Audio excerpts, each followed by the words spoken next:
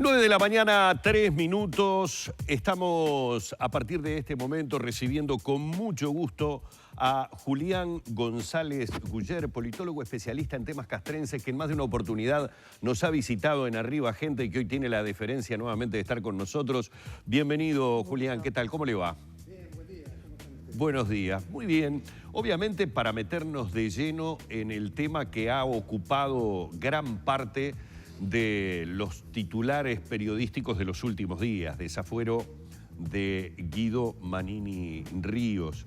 Hay tanto que se ha dicho, tanto que surgió, y bueno, como usted justamente es una persona especialista en temas castrenses, hay muchas de estas cosas que se dicen, que se declaran, que escapan totalmente al conocimiento que los ciudadanos tenemos, porque ante todo hay que empezar a tener un conocimiento de una carrera que va mucho más allá de lo que se dice o no se dice en un tribunal de honor y de la importancia o no que puede tener si di la información correspondiente en tal momento, si debía ir a la justicia, si no debía ir a la justicia. Lo primero que le preguntaría a usted como conocedor del tema castrense, ¿cuál es la relevancia, la importancia de estos hechos puntuales en los que se ha visto envuelto el excomandante en jefe, porque es allí donde se pone el ojo, se pone el dedo acusador sobre lo que hubiera sido o parecería ser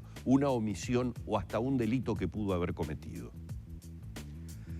Bueno, yo creo que entiendo de que los actores políticos, bueno, cada uno juegue su partido en el asunto y trate de sacar algún tipo de ventajas, o en fin, yo creo que en todo caso este es un nuevo acontecimiento. Ya habíamos tenido un evento con algunas características similares, pero también involucraba un tribunal de honor, también involucraba información sobre el tema de la violación de los derechos humanos durante la dictadura, y bueno, y que refería a Gabazo, Sí. ¿no? Y de tanto en tanto, bueno, saltan cosas y que estaban escondidas o estaban depositadas o estaban, en fin, fuera del conocimiento de la opinión pública, obviamente, pero también incluso de los responsables políticos, ¿verdad? Claro, claro. Es allí donde de repente se pone el ojo o es donde comienzan las especulaciones políticas. Dejando de lado esas especulaciones, ¿queda claro o no queda claro que determinado tipo de información no ha sido puesta en conocimiento del poder político desde el advenimiento de la democracia, como decíamos? Es decir, aquella tan manida frase de ahora, que dijo el primer presidente democrático después de la dictadura, yo soy el comandante en jefe de las Fuerzas Armadas porque soy la principal autoridad del país. Parece que no, porque parece que hay un montón de cosas que los militares no les dijeron o no le acercaron al poder político, ¿o no es así? Bueno, a ver, varias cosas.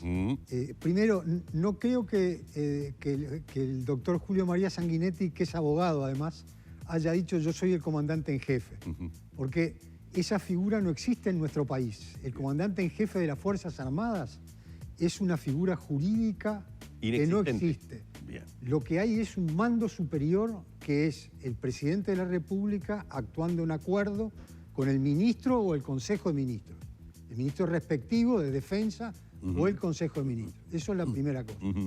La segunda, la nuestra fue un especialista argentino calificó como, al estudiar las salidas democráticas en la región, calificó como salida pactada, Sí. en contraposición a la salida por debacle, digamos,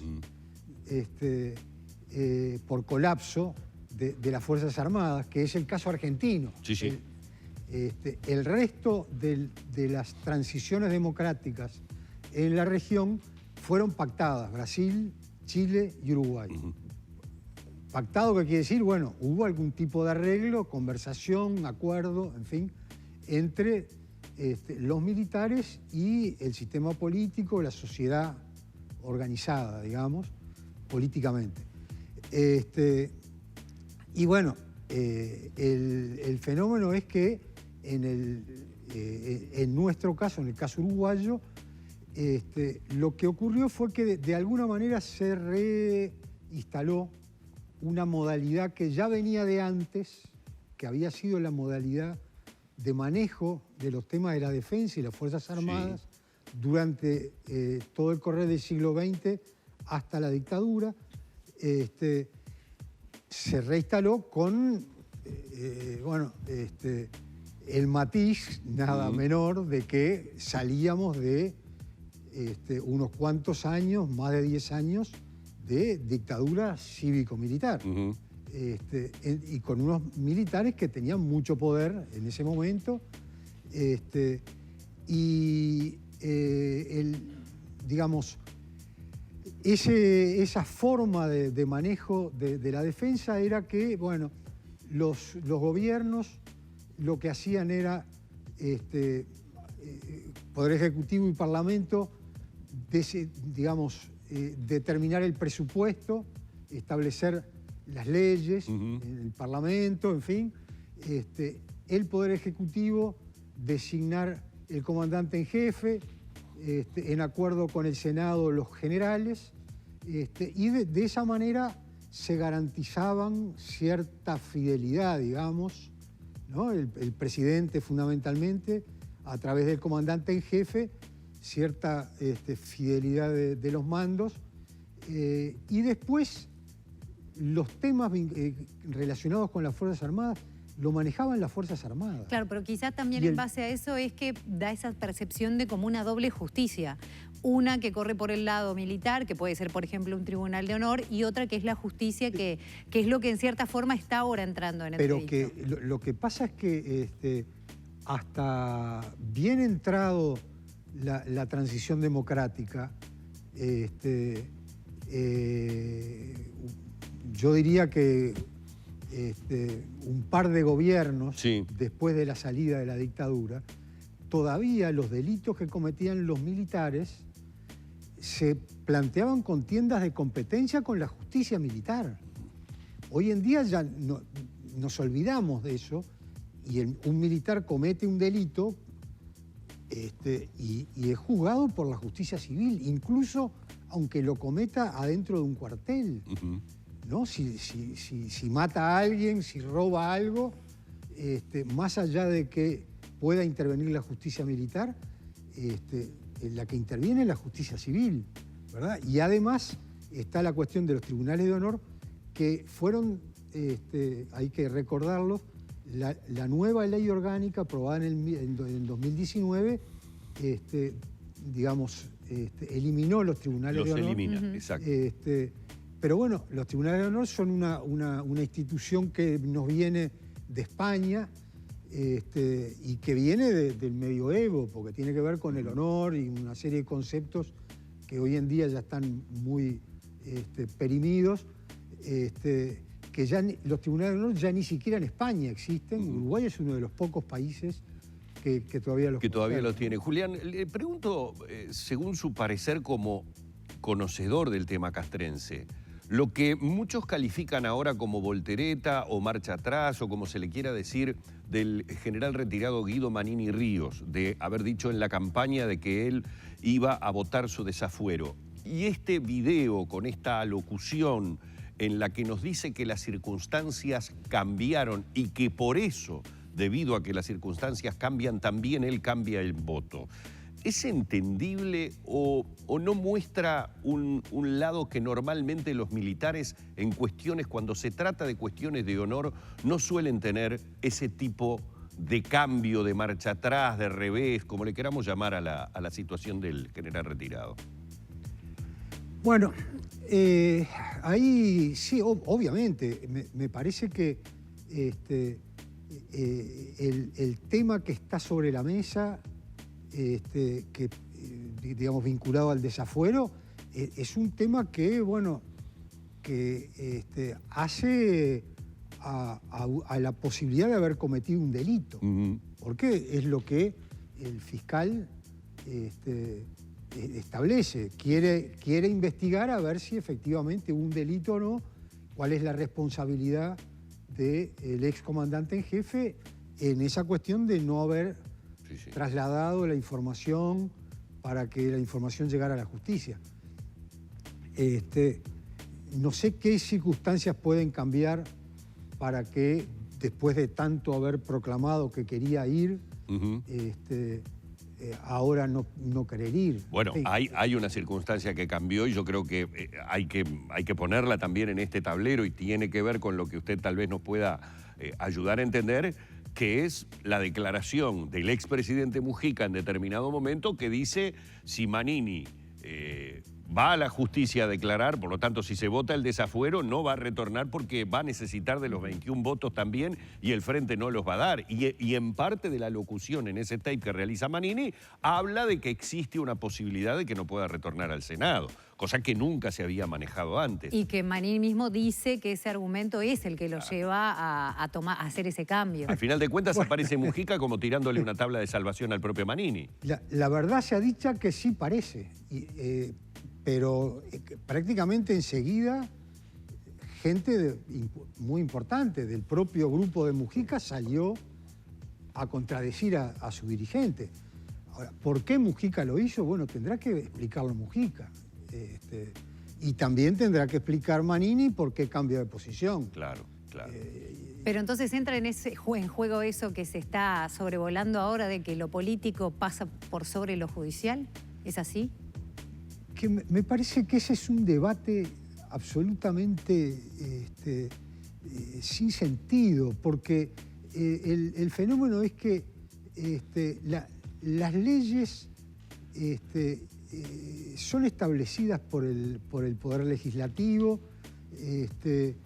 y el Poder Legislativo es un organismo político, y leyes y política son dos cosas que interactúan permanentemente, y yo creo que no tiene mucho sentido. Hay cosas que obviamente, si hay un delito, hay un delito, ¿verdad? Y ahí no hay política que valga. Pero esa cuestión de que si lo jurídico, si lo político, la verdad que me parece que es una forma de entreverar las cartas. Está bien, pero cuando usted dice si hay un delito y punto. Cuidado, porque yo he notado que se mezclan mucho dos cosas. Uno es el delito que se está investigando habría cometido Manini como funcionario público, que por las dudas voy diciendo es un delito menor en cuanto a lo que podría llegar a ser para el caso de que fuera considerado culpable. No pasa un solo día en la cárcel. No es un delito de cárcel. Obviamente. Es un delito menor de funcionario público. Y otra cosa es el delito, los delitos, porque digo, se termina mezclando en la opinión pública. Al final parecería ser que Manini es el que terminó declarando que desapareció un cuerpo. ¿Me explico? Los otros delitos, los que están en los tribunales de honor, son los importantes. Manini ha esgrimido aquí en esta mesa de arriba, gente, y cuando tratamos específicamente el tema del Tribunal de Honor en el que lo involucraban a él porque era comandante en jefe, que esas declaraciones de estos militares retirados, de los torturadores, de los represores, se realizaban en los tribunales de honor como chicana jurídica porque desviaban la atención, el tribunal se debía parar y no se terminaba de juzgar por el hecho que se había llamado al militar por el Tribunal de Honor. Pero a la vez tampoco se pasó a la justicia. Entonces, son chicanas políticas a nivel castrense, es decir, a lo que voy. Se divirtieron haciendo estas declaraciones estos militares sabiendo que metiendo temas que no tenían que ver con el Tribunal de Honor a los que los estaban sometiendo, paralizaban todo y generaban otra instancia a nivel de la justicia militar. No, porque en realidad, digamos, ese argumento yo no termino de entenderlo, porque en realidad esa cuestión de que cuando aparece la presunción de un delito en el decurso, digamos, de un tribunal de honor, hay que parar e informar. No quiere decir de que necesariamente el Tribunal de Honor tenga que detenerse por mucho tiempo. Paran, informan al superior, el superior hace lo que tiene que hacer, que es informar a sus jerarquías, y el tribunal sigue. Lo que a mí sí me llama mucho más la atención es de que para las Fuerzas Armadas no sea un problema vinculado al honor militar de que un oficial mate a un prisionero en la tortura y después lo tire al lago del Rincón del Bonete y lo fondee allí, y eso no afecta al honor de las Fuerzas Armadas, no es objeto de un tribunal de honor. Eso me parece mucho más grave. Eso es lo que deberíamos discutir verdaderamente. ¿Qué tipo de Fuerzas Armadas seguimos manteniendo? Y bueno, ¿Cuál claro, es el concepto de honor que tienen? Exactamente. Con respecto a este tema, ¿no? Con respecto a este tema que vemos que es recurrente, porque ahora hay que hablar de que han aparecido declaraciones de otros tribunales de honor, es decir, a través de los años parecería ser, lo pongo en condicional, parecería ser que es como una suerte de modus operandi. Bueno, que fue un modus operandi, la tortura, la desaparición de prisioneros. Sí, pero hablo del hecho de no tomar una cuestión de honor de la fuerza. Pero justamente porque fue todo aquello, el terrorismo de Estado, fue un modus operandi de la institución en esa guerra que, ojo, y acá sí, ojo, porque la guerra la declaró el Parlamento. No nos olvidemos de eso. Bien. Ciertamente, después, la estrategia de la guerra y la forma en que la desarrollaron es responsabilidad militar, pero también hubiera tenido que ser fue responsabilidad del Parlamento dejar hacer a los militares, porque hubieron denuncias, yo ya tengo algunos años, y lo puedo decir porque lo vivimos en aquella época. En aquella época se denunciaban las torturas en el Parlamento y no había mayoría para que se tomara ningún tipo de decisión. Las denuncias quedaban allí y no pasaba nada, y todo seguía para adelante, y el Parlamento como institución miraba para otro lado. O sea, y en eso es que se apoyan los militares para decir que ellos hicieron lo que le mandó el poder político. Claro, claro. Y en realidad eso tampoco es cierto. No es cierto que el Parlamento les haya dicho vayan, maten, torturen, persigan, ¿verdad? Hagan todas las barbaridades que hicieron. Eso no se los dijo el Parlamento, pero sí les dijo vayan a la guerra contra la subversión, ¿no? Que terminó como terminó, y bueno, los mismos que de alguna manera permitieron de que todas aquellas cosas pasaran, después terminaron siendo perseguidos por los propios militares, ¿verdad? Algunos encarcelados, otros se tuvieron que exiliar, otros tuvieron sus derechos suspendidos. Y bueno, el fenómeno es que la gran mayoría de todo aquel elenco, al que las Fuerzas Armadas hubieran querido depurar, junto con el presidente de la República de la época, ¿verdad? Hubieran querido depurar y hacer desaparecer de la vida política, se reinstalan con la vuelta de la democracia, ¿verdad? Julián, le volvemos a agradecer que nos aclare desde un punto de vista diferente para alguien quien en definitiva, siendo especialista en temas castrenses, puede ayudarnos a comprender cosas que normalmente para el ciudadano común... Se precisaría mucho más tiempo. Sin dudas. Para el civil es casi imposible de meterse en la cabeza. Muy amable por esta visita una vez más. Ha sido un gusto. Julián González Guller en la mañana de Arriba Gente.